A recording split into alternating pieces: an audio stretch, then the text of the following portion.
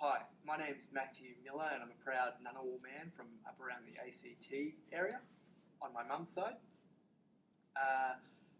One of the things about working with Aboriginal people is something I learnt when I moved away from my mob actually, is when I first moved to Melbourne about 12 years ago, is I was aware that people in our community range from all sorts of appearances, including myself.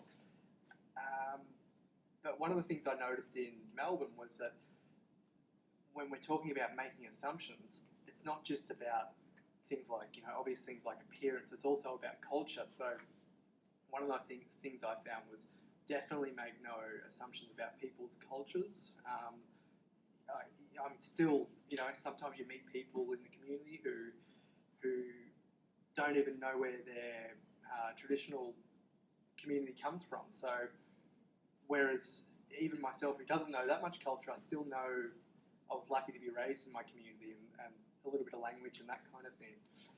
So it's really important, just to always go in with an open slate when you're working with community members.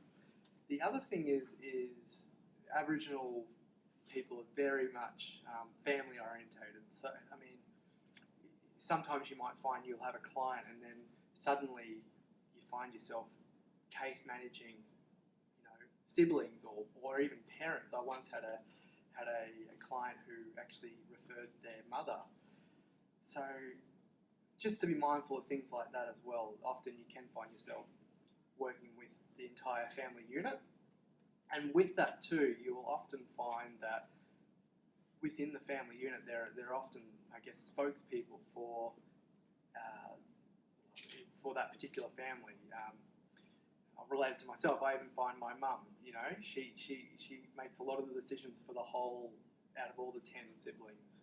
It's just the way a lot of Aboriginal families work. The other thing is confidentiality based on working with family units.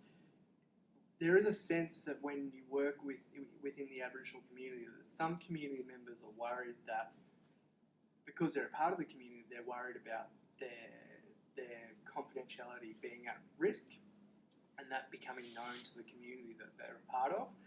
So I can't stress enough how important it is to be fully confidential with your clients, and making sure that if you do, for someone like myself who does see community members part of my work and also socialising, it's important. Sometimes I'll be sitting there with a client's family member, so it's really important to remain confidential and never try and draw links between particular members.